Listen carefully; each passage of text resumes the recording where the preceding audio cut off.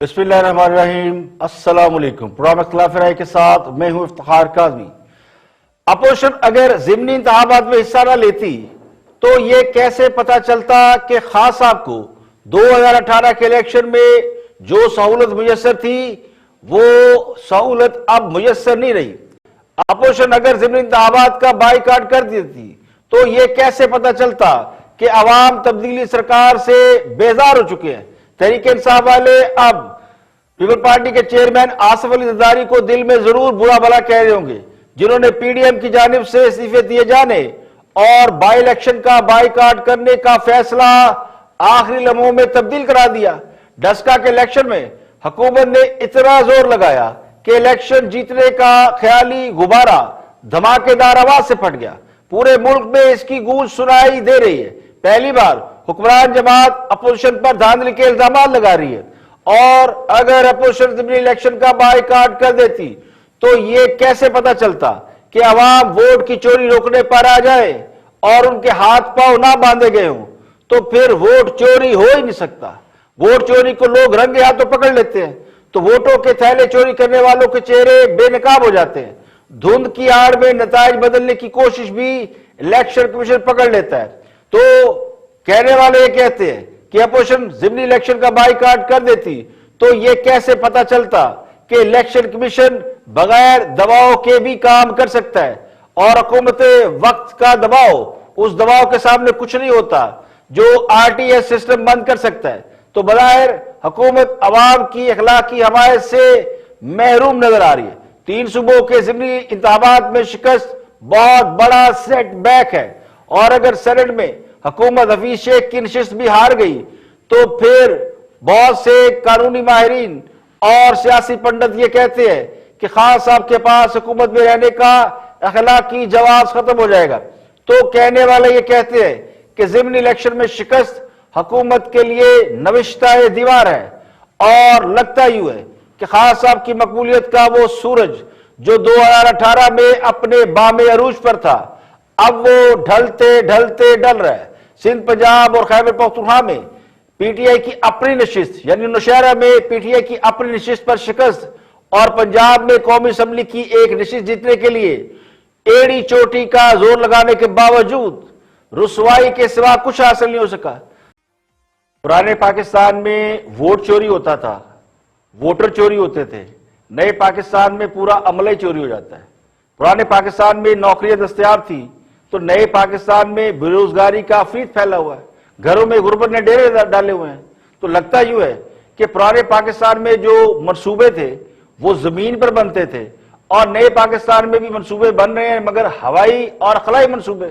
رات کو خواب میں دیکھتا ہے کہ ہم نے ہیلتھ کارڈ بنا دیے اور لوگ لائن لگا کر ہیلتھ کارڈ لے رہے ہیں، علاج کرا رہے ہیں۔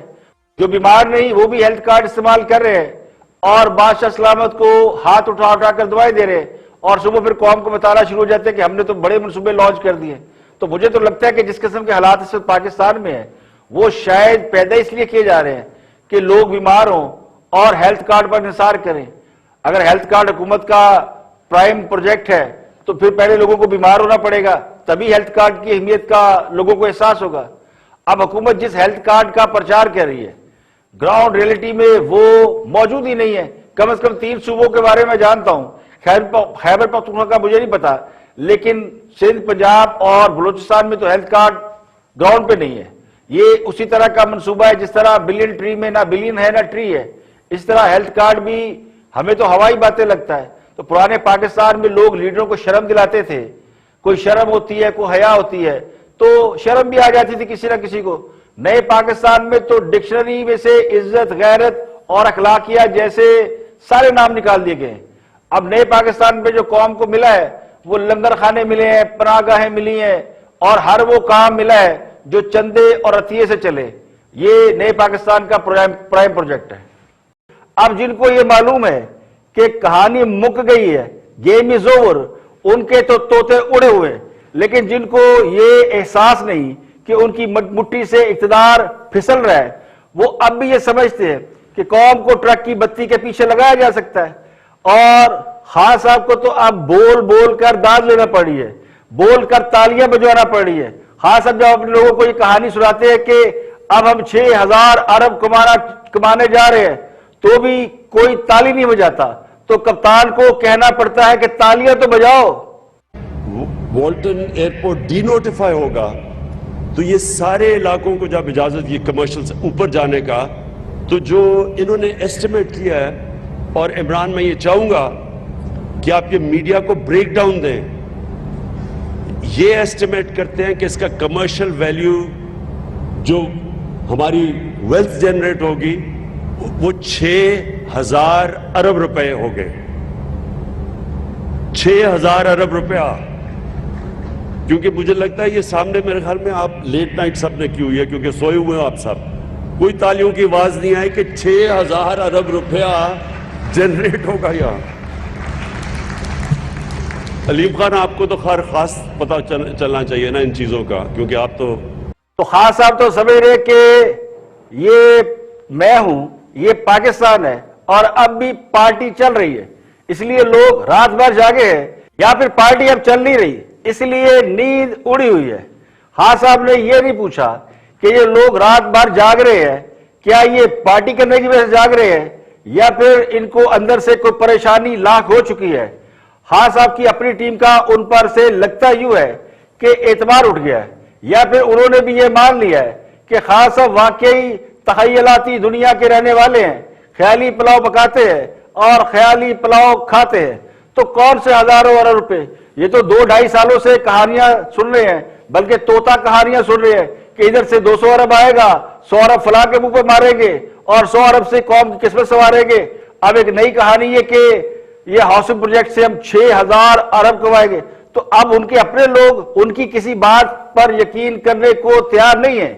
بہت سے لوگ تو پہلے ہی ماننے کو تیار نہیں تھے، وہ بار بار کہہ رہے کہ خان صاحب لمبی لمبی چھوڑ رہے ہیں، اور خان صاحب نے کئی برسوں میں بلکہ 2-2.5 برسوں میں قوم کو سوائے ٹرک کی بتی کے سوا اور کچھ نہیں دکھایا، اور جتنی کہانیاں سنائی ہیں، جتنے پروجیکٹ دیے وہ بھی کہانیاں ہیں، داستانیں ہیں، چاہے وہ انڈے مرغی کی داستان ہو، چاہے وہ آلو آئل کی کہانی ہو، یا پھر وہ شہد کی مکھیوں سے اربوں روپے کمانے کی باتیں ہو، تو یہ ابھی تک پریکٹیکل طور پر امپلیکیبل نہیں ہوئی، یہ صرف داستانیں ہیں۔ تو اب ان کے لوگ لگتا ہے خود بھی مایوس ہو چکے ہیں۔ تو لگتا یوں ہے کہ خان صاحب کو ٹائیگر فورس کی طرح اب ایک تالی فورس بھی بنانا پڑے گی جو ان کی باتیں سن کر تالیاں تو بجائے، تو کوئی مانے یا نہ مانے، لیکن کھیل واقعی دلچسپ مرحلے تک پہنچا دیا گیا ہے۔ اب الیکشن کا پاور پلے تو ختم ہو چکا ہے اور سینٹ کا پاور پلے شروع ہوا چاہتا ہے۔ حکومت کی طرف سے یوسف رضا گیلانی کے خلاف حفیظ شیخ امیدوار ہیں۔ اگر حکومت یہ میچ ہار گئی تو پھر کہنے والے کہتے ہیں کہ لٹیا ڈوب سکتی ہے۔ پنجاب میں جس طرح سینٹ امیدواروں کو بلا مقابلہ منتخب کرا لیا گیا ہے، اس سے لگتا یوں ہے کہ حکومت نے اپنی پوزیشن کو سمجھتے ہوئے اپوزیشن سے کمپرومائز کر لیا ہے، اور یہ جو شور مچایا جا رہا تھا کہ ووٹ بک رہے ہیں اور پتہ نہیں خفیہ ووٹنگ سے کیا ہو جائے گا، تو پنجاب میں تو ووٹنگ کی نوبت ہی نہیں آئی، ایک فکس میچ ہوا ہے اور سب کے امیدوار الیکٹ ہو گئے۔ تو اس سارے کھیل میں چودھری پرویز الہی ماسٹر مائنڈ بن کر سامنے آئے، جو اس وقت تو خان صاحب کے لشکر میں ہے، لیکن ہارے ہوئے لشکر میں وہ رہیں گے یا نہیں، اس پر ابھی بہت بڑا سوالیہ نشان ہے۔ لیکن بہت سے لوگ یہ کہتے ہیں کہ اتحادیوں کا خان صاحب کے ساتھ اب بھی کھڑے رہنا یہ بتاتا ہے کہ کھیل نہیں بدلا، طریقہ کار بدل دیا گیا ہے، کھلاڑی پوزیشن بدل رہے ہیں۔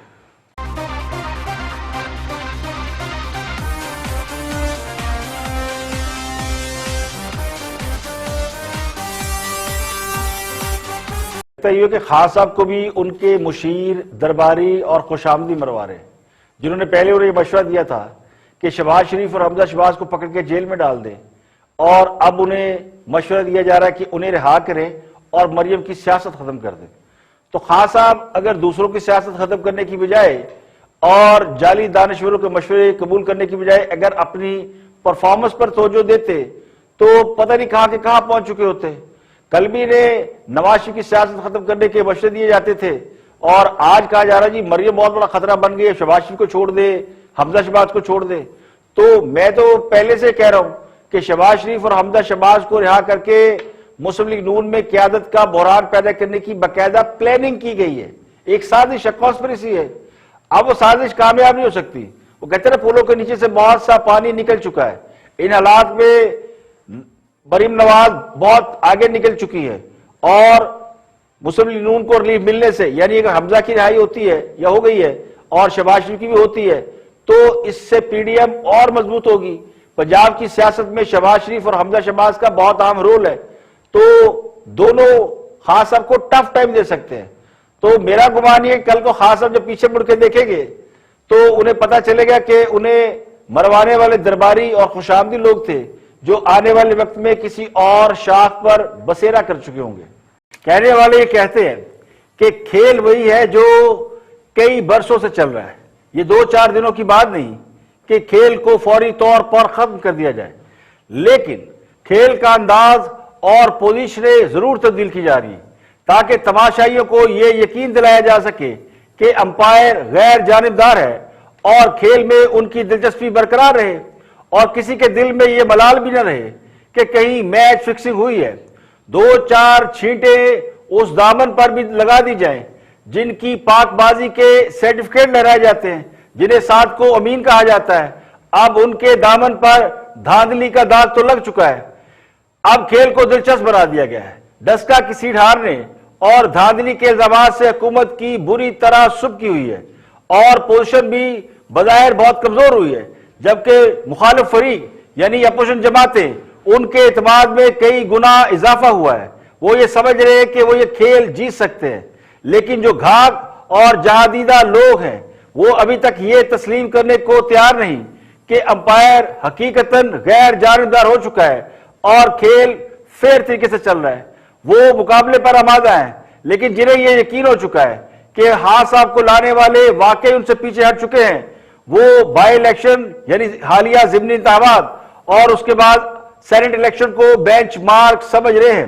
حکمران جماعت پی ٹی آئی نے پی ڈی ایم میں دراڑیں ڈالنے کے لیے پیپلز پارٹی کے ساتھ معاملات بیک ڈور طے ہونے کا پروپیگنڈا کیا. یہ کہا گیا کہ پیپل پارٹی اندرون خانہ حکومت کے ساتھ مل گئی ہے، وہ استعفے نہیں دے گی اور وہ لانگ مارچ نہیں کرے گی. تو پیپل پارٹی کے جانب سے پی ڈی ایم کو جب یہ انسسٹ کیا گیا کہ وہ ریزائن نہ کرے اور استعفے نہ دینے اور آر پار کی تحریک کو آگے ڈال دے تو اسے مبینہ خفیہ ڈیل کا نتیجہ قرار دیا گیا. لیکن جنہوں نے اسے خفیہ ڈیل کہا یا یہ کہا کہ زرداری صاحب بڑے سمجھدار ہیں اور انہوں نے مفاہمت کر لی اندرون خانہ، اب وہی پیپل پارٹی سے گتھم گتھا ہو رہے ہیں. سندھ اسمبلی میں وہ پیپل پارٹی سے دستوں گریبان ہیں اور قومی اسمبلی میں بینر پکڑ پکڑ کے احتجاج کر رہے ہیں. تو پیپل پارٹی کے خلاف اس وقت حکمران جماعت پی ٹی آئی شکایات لگا رہی ہے. مسلم لیگ نون سے بھی ان کا جھگڑا چل رہا ہے اور پیپل پارٹی سے بھی. اب نہ کسی کو ڈیل یاد رہی، نہ یہ یاد رہا کہ یہ چال تو پی ڈی ایم کو توڑنے کے لیے یعنی اس میں دراڑ ڈالنے کے لیے چلی گئی تھی.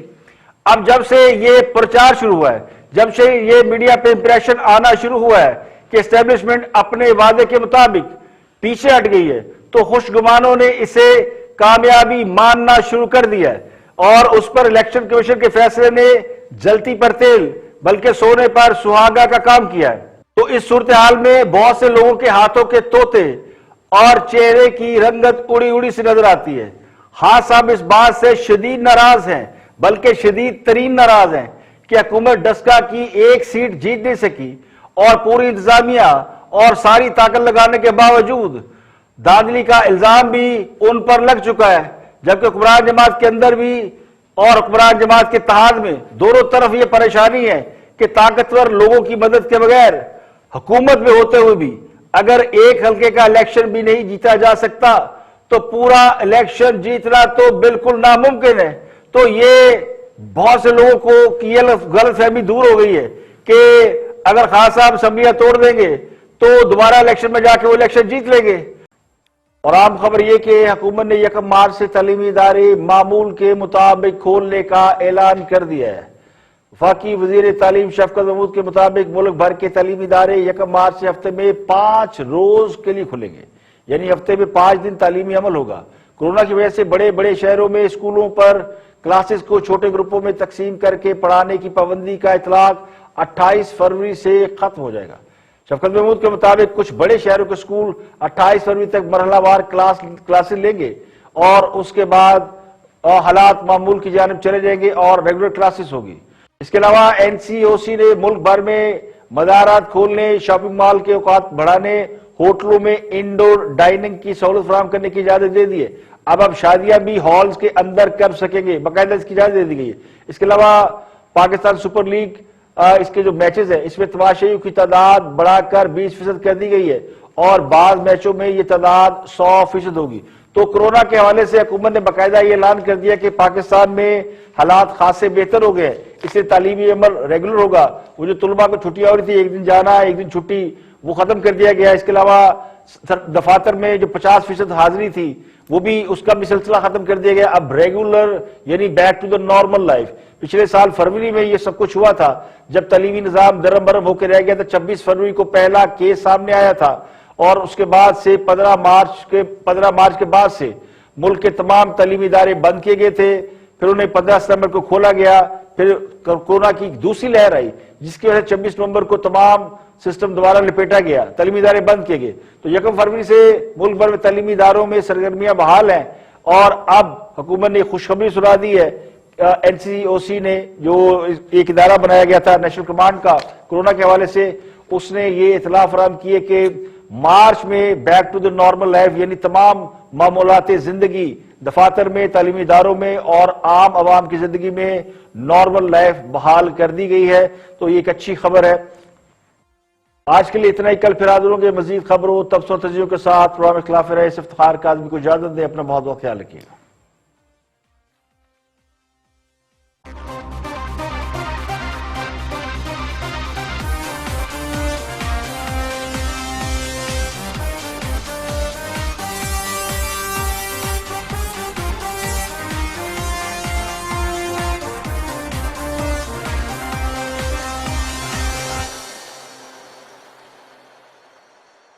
تجزیہ نگار ہے، دانشور ہے، کالم نگار ہے حسن نثار۔ دیکھتے ہیں کہ وہ کیا فرماتے ہیں جمہوریت اور موجودہ سیاسی صورتحال کے حوالے سے۔ حسن نثار صاحب۔ نابالغوں کی دنیا ہے، جمہوریت بھی نام ہے جمہوری رویوں کا۔ یہ ووٹ ڈالنا تو بیلٹ باکس تو فلانا، یہ جو نخرے ہیں نا، یہ نہیں، جمہوری بیسیکلی رویے ہوتے ہیں۔ ہمارے ہاں پرابلم یہ ہے کہ نہ ہم عوام کے رویے جمہوری ہیں، نہ ہماری ایلیٹ کے رویے، وہ تو خیر بالکل ہی بھیانک ہیں۔ سو یہی شرمناک تاریخ ہے اس شیم ڈیموکریسی کی۔ اچھا، باقی کوا سفید ہے، بالکل ٹھیک ہے، بہت اچھی بات ہے، مرغی ایک ٹانگ پہ کھڑی ہے، مرغی کی مرضی ہے۔ اچھا، اب چلتے آگے کہ جو آپ نے کہا ہے کہ کس کا پلڑا بھاری رہے گا، بی جس کا بھی رہے گا، آپ کی صحت پہ کیا فرق پڑے گا، یا میری صحت پہ یا لوگوں کی صحت پہ؟ وہ کہتے ہیں Natha Singh and Prem Singh one and the same thing, حالانکہ بظاہر دونوں بالکل ڈائمیٹرکلی اپوزٹ ہوتے ہیں، لیکن نتھا سنگھ اور پریم سنگھ بالکل ایک ہی طرح کی چیزیں ہیں۔ سوچوں تو میں تب اگر کسی کی کامیابی یا ناکامی کی وجہ سے کسی کی صحت پہ کوئی فرق پڑتا ہو، ہیلن آف ٹرائے، کوئی آئے کوئی جائے، کیا فرق پڑتا ہے؟ گدی ہے، برگد کے اگر چکر کاٹ رہی ہے، اپنی جگہ پہ پہنچ جاتی ہے ہر 2 4 5 7 سال بعد، اب بھی پہنچ جائے گی۔ آپ کو لگتا ہے کوئی فرق ہی نہیں پڑے گا، چاہے حکومت آئے چاہے اپوزیشن آئے؟ یہ کہنا کہ کوئی آئے یا جائے عوام کو فرق نہیں پڑتا، بہت فرق پڑتا ہے۔ خاص اب کے آنے سے عوام کی جیبیں خالی ہو گئی ہیں، معاشی بدحالی اور مہنگائی بڑھی ہے، لوگوں کے پاس نوکریاں نہیں رہی، روزگار نہیں رہا، معاشی بدحالی پھیلی ہوئی ہے۔ اگر فرق نہیں پڑتا تو پھر تبدیلی کے ڈنکے کیوں بجائے جا رہے تھے؟ تبدیلی کی بارات میں لڈیاں ڈالنے والے اب قوم کو یہ بتا رہے ہیں کہ بارات لوٹی گئی، ساڈا ذمہ توش پوش۔ کل تک مسلسل قوم کو صبح شام یہ بھاشن دیا جاتا تھا کہ آئے گا عمران، بنے گا نیا پاکستان۔ وہی اب یہ فرما رہے ہیں کہ کسی کے آنے یا جانے سے کوئی فرق نہیں پڑتا، دونوں ایک ہی تھیلی کے چٹے بٹے ہیں، Natha Singh and Prem Singh, one thing and same thing. تو خان صاحب کے لیے یہ بڑی اطلاع ہے کہ ان کے چاہنے والوں نے ان کو بھی اسی صف میں کھڑا کر دیا ہے جس کے بارے میں خان صاحب دن رات فرماتے تھے کہ یہ چور ہیں، انہیں اینار نہیں دوں گا۔ ایک ہی صف میں کھڑے ہو گئے محمود و ریاض، یا یوں کہہ لیا جائے کہ ایک ہی صف میں کھڑے ہو گئے عمران و نواز۔ تو جمہوریت کے سوال پر جن کی بھویں تن جاتی ہیں، وہ کیا جانے ادرک کا سواد کیا ہے۔ اب حسن نثار، ثاقب نثار، چودھری نثار، سب کے ناموں میں نثار ہونے کا مطلب یہ نہیں کہ سب کی حرکات و سکنات بھی ایک جیسی ہوں گی۔ آج کے لیے اتنے، کل پھر حاضر ہوگے مزید خبروں تبصروں کے ساتھ۔ پروگرام اختلاف رائے سے افتخار کاظمی کو اجازت دیں، اپنا بہت بہت خیال رکھیے گا۔